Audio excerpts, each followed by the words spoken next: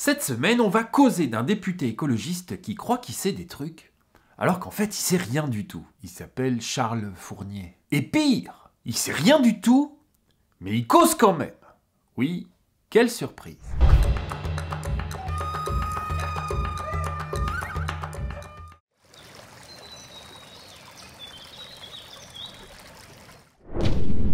Si tu veux soutenir Richard sur Terre, abonne-toi à sa chaîne. Bon les amis, je crois qu'il va définitivement falloir qu'on fasse notre deuil de ce que doit être un député de la République. On dirait des trolls. Je déconne même pas. La vérité, ils s'en tamponnent complètement. Ils s'en tamponnent, mais ils vont dans les médias pour dire des conneries quand même. Non mais vous imaginez le truc, ils veulent qu'on les prenne au sérieux les gars. Bah attends, ils ont fait des études, tout ça, mais ils sont pas foutus de dire la vérité. L'ennui avec la vérité, c'est que ça se démontre hyper facilement. Ouais, je sais, c'est chiant, mais quand même. Alors avant d'aller s'occuper plus loin de Charles Fournier et de sa haute connaissance des dossiers, on va s'intéresser à un tweet tout récent d'un groupe, je crois qu'on peut dire un groupe, qui s'appelle Les écologistes à l'Assemblée. Voilà.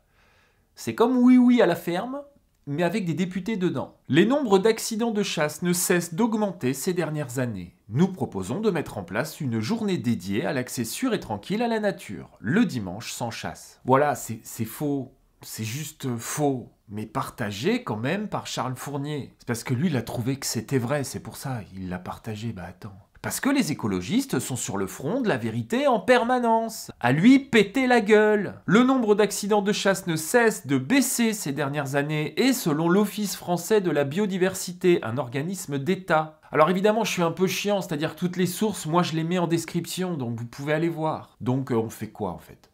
Puisque l'argument donné là pour justifier l'interdiction de la chasse le dimanche est faux. On fait quoi? Vous imaginez, c'est un groupe politique. C'est pas un troll lambda qui traîne sur le ternet. Non, c'est un groupe politique. C'est des députés. Putain, mais à leur place, moi j'irais me cacher dans un trou. De honte, hein. Ah bah si, mais direct, dans un terrier de faisan. Et le député Charles Fournier, dont j'avais loué la formule dans cette vidéo que je vous mets en description, il se régale. En marge de sa proposition de loi qui vise à interdire la chasse le dimanche, il donne des interviews. Bon, à des groupuscules obscurs antispécistes dont tout le monde se cogne, mais c'est pas ça la question. Ensuite, c'est une pollution directe, la chasse. Je vais vous donner l'exemple de la Camargue, qui est une zone naturelle de protection, et dans laquelle on a retrouvé 2 millions de tonnes de plomb. 2 millions de tonnes de plomb. Mes amis camarguais, je crois qu'il va falloir s'organiser. J'ai vérifié le cours du plomb et au 28 mars, il est à 2155 € la tonne. Le sous-sol de Camargue recèle 4 milliards 310 millions d'euros de plomb. Moi dimanche, mets les bottes et je ratisse, rien à foutre. Ça se trouve en un week-end, j'ai de quoi mettre un coup de voile sur la Twingo. Attends. Monsieur le député. Bon, monsieur le député. Ça veut dire quoi? On a retrouvé. Qui sont les heureux élus qui ont mis la main sur un trésor pareil, qu'ils se dénoncent. On a retrouvé, déjà moi, on m'a appris que on c'est un con. Je sais pas qui c'est, on. Pas de source, hein, évidemment, comme d'habitude, le chiffre est balancé comme ça, on est obligé de vous croire sur parole. Ce qu'on sait en revanche, c'est que l'Office français de la biodiversité, toujours organisme d'État, je le rappelle, estime que la chasse en France, c'est environ 2500 tonnes de plomb par an. Pour toute la France. Alors en gros, pour qu'on atteigne les 2 millions de tonnes par an en France, faudrait chasser pendant 800 ans. Voilà. Mais à part ça, on a retrouvé 2 millions de tonnes de plomb en Camargue. Et ça veut qu'on l'écoute, hein, le monsieur. Ça veut même qu'on vote pour lui. Mais attendez, parce qu'en plus, on n'a pas le droit de chasser au plomb dans les zones humides. C'est déjà interdit, dis donc. Y a pas besoin d'interdire des trucs, c'est déjà interdit. Voilà, merci, bonsoir. Mais c'est pas tout, monsieur le député. Oh non, c'est pas tout. Dans le texte de loi que vous avez rédigé avec le plus grand soin, hein, j'en suis certain, vous dites que la France est une exception, que l'Angleterre a interdit la chasse le dimanche dès 1831, et qu'aux Pays-Bas, la chasse le dimanche est interdite. Les animalistes, hein, élus ou pas, d'ailleurs, adore nous rabâcher que la France est le seul pays à chasser tous les jours. Et les animalistes français sont les seuls à dire de la merde tous les jours. Pourquoi? Eh ben parce que selon le pays dans lequel vous êtes, la définition du mot chasse n'est pas la même. Parce qu'en Angleterre, effectivement, il est interdit de chasser le dimanche. Mais, alors attendez, mais les lièvres, les faisans, les perdrix, les tétras et les petits coqs de bruyère, c'est tout. Tout le reste, c'est ok. Gibier d'eau, grand gibier, etc.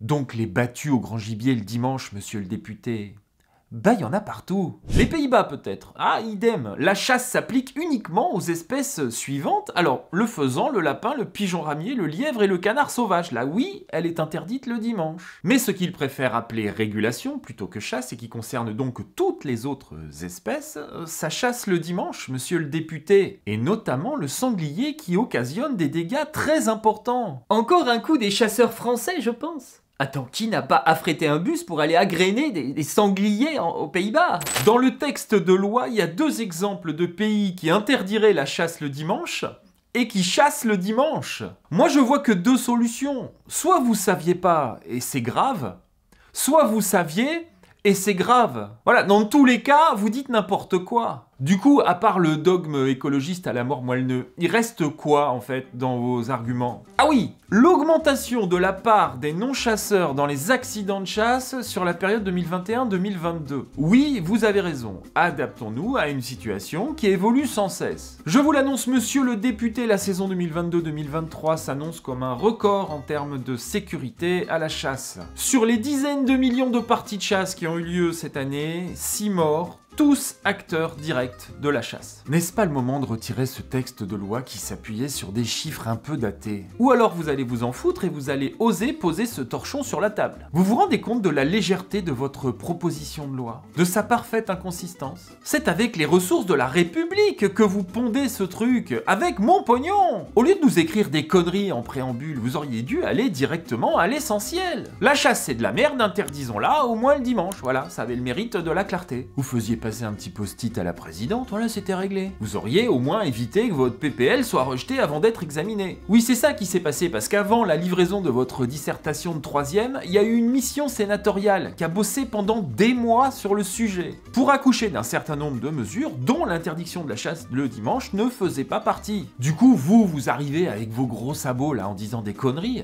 vous attendiez à quoi? Ben, comme disait Bernard... C'est sérieux la politique. Et évidemment, les animalistes gueulent au déni de démocratie en agitant des 80% dans tous les sens. Au-delà de ces chiffres fantaisistes manipulés jusqu'à la nausée, je vais terminer par une citation de Léo Campion que j'aime beaucoup. La minorité a ceci de supérieur à la majorité qu'elle comprend un nombre inférieur d'imbéciles. Je vous dis à bientôt sur Terre ou ailleurs.